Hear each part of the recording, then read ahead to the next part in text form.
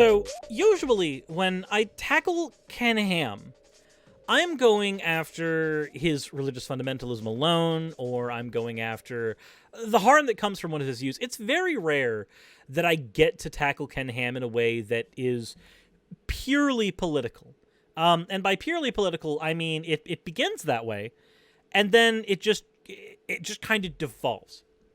Now, if any of you have seen the episodes that other creators like Cosmic Skeptic have done on Ken Ham's Twitter, then you know that it's a special place. And there's even a badge of honor for some atheists on the internet. Can we get blocked by Ken Ham? Because getting blocked by Ken Ham, it's almost like that's how you know you've made it.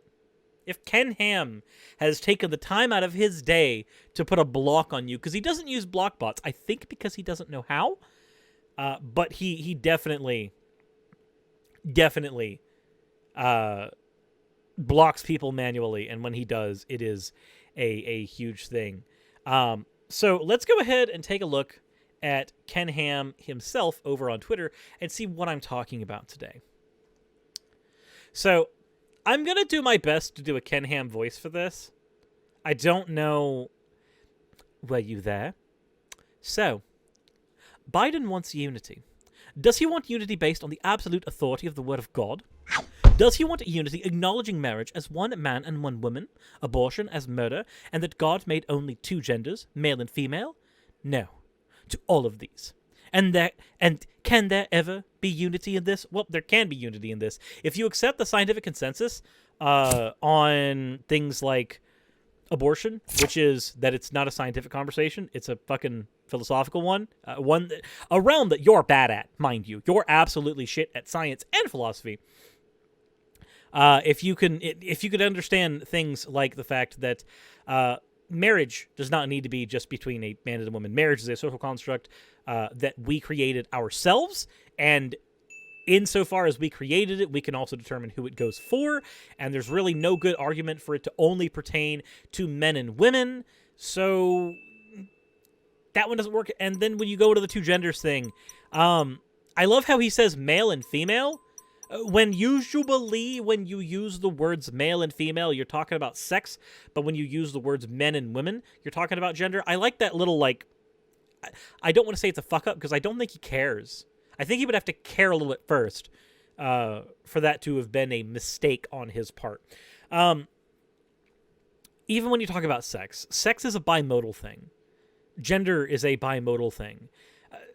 There's too many variations on sex, even though there are two extremes, just like there's too many variations on gender, even though there are two extremes, for you to really hold this position unironically. But then again, nobody has ever accused Ken Ham of understanding biology, and certainly nobody has ever accused Ken Ham of understanding social issues.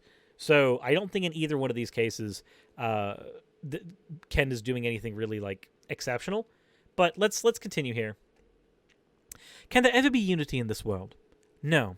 As God's word states, the light, Jesus in his world in the gospel, for those of you who didn't understand what the light is in the context of Christianity, has come into the world. And people loved the darkness rather than the light because their works were evil. We live in a dark world because of sin, and there will never be unity in this. In this world, as a spiritual battle rages around us. For we do not wrestle against flesh and blood, but against the rulers, against the authorities, against the cosmic powers over the present darkness, against the spiritual forces of evil in the heavenly places. Before we continue on with that, I am curious here. Ken Ham, what is... I'm very, very curious here. What are you right now? I'm curious.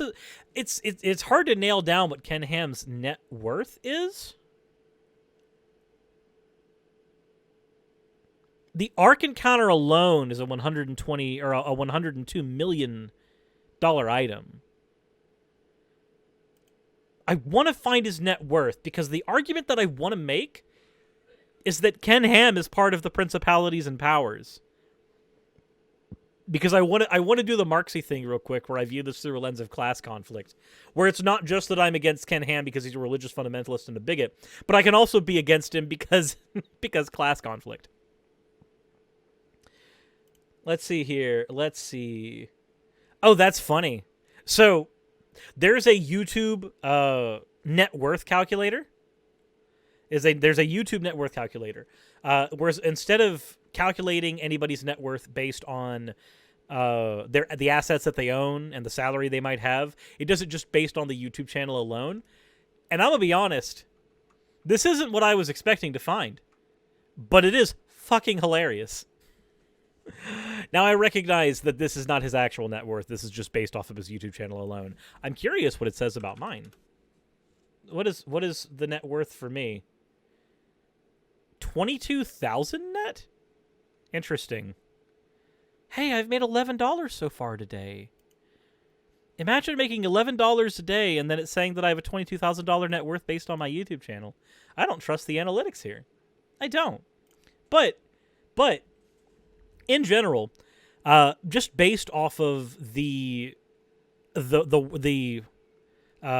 amount that the Ark encounter is worth, I would say that Ken Ham is certainly part of the principalities and powers in at least some form. He's definitely, if I were to be a dick and just like completely upheave this and talk about it through the lens of class conflict and just like be a reductionist for a second here, for a moment, then I would just say, hey, Ken, you're in power. Like I am not in power. You're in power. If anybody's having a war with principalities and power, it's me against you, not you against Biden. In this case, but let's continue on his thing. I didn't find the net worth that I wanted to. I'm sure somebody will be able to find it and throw it in the comments section. Wait, where'd it go? There can never be unity in this fallen world. As we're told, in the world you can have tribulation. As Christians, we need to be doing our best to shine light in the darkness. Ah, shining light in the darkness, something that Ken Ham classically does when he lies about science. Let your light shine before others, so that they may see your good works, and give. I feel as though that's not the actual character limit. I really feel like I don't like these long tweets like this. So they may see your good works, and give glory to your Father who is in heaven. So, with calls for unity, what should the Christian do? We should always be prepared for war. Ah, yes, the war you will definitely be having with people. Have you ever wondered what a spiritual war actually means? Because I'm going to go ahead and just give a hot take real quick, and I'm sure there's going to be at least a handful of Christians in my audience are going to be upset, but I'm going to go and say it right now. Those of you that believe you're in a spiritual war, I'm going to go ahead and say the word I have for you, and that's a LARPer. I am very convinced that it is a form of LARPing. Not that you're aware of it, at least for Ken. I don't think he's aware of it. I think he legitimately believes that he's going into battle, but at the end of the day, it's just live-action roleplay. That's all this is. That's all I see here. If you truly believe that you've got a war against Satan, and by entailment, anybody that Satan has influence over, I'm going to be completely honest. I think you're just role-playing. I think you're convinced you're not. I think Ken is convinced he's not. But truly and honestly, that's what I get from this.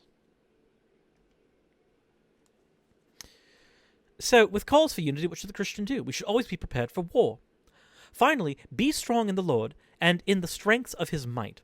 Put on the whole armor of God, again, a thing that you can't actually put on, that you may be able to stand against the schemes of the devil. For we do not wrestle to be against flesh and blood, but against the rulers, against the authorities, against the cosmic powers over the present darkness, against the spiritual forces of evil in the heavenly places. Ephesians 6:10 through 12. Now, I like how he starts this out. So does Biden want unity? I'm angry about women having rights to their own body and gay people having rights to marriage. And I'm upset that more than two genders confuse me, because anything outside of binary options is a very painful thing for my tiny brain to comprehend. And then it just turns into a sermon. It just turns into a sermon at that point. And Could I make an argument against the thing? My argument is, again, that I believe that this is all just live-action roleplay. This is grandstanding. This is Ken Ham getting up on his pulpit and shouting at his imaginary enemy and hoping that his audience sees him shouting at his imaginary enemy. And then here we are. And you know what? You know what? We have a gift for that. Will you just shut up? Honestly, I don't have a whole lot more to say on this. It's just, what I see is an old man who is angry that the world is changing around him, and the only thing that doesn't change in his life is his Bible. And so he clings onto that one unchanging thing, and then uses that one unchanging thing as the filter through which he sees the rest of the world. And honestly, it's really sad to watch. Now, if there had been anything of more substance, I would have had no problem going into it, but it's just LARPing. It's just LARPing. And it's honestly kind of sad to see. But if this type of depressing shit is a thing that you don't mind watching, by all means, hit the subscribe button on my channel, not on his Twitter. That would be kind of weird. But yeah, the subscribe button, the bell notification icon. You could even go check out Patreon if that's a thing that you want to do. If you really want to support just flaccid content like this, you do you. I say that knowing that my groceries rely on it. Maybe I have a very terrible business strategy. This is why I don't work in a capitalist society. I'm sorry, guys. I'm sorry.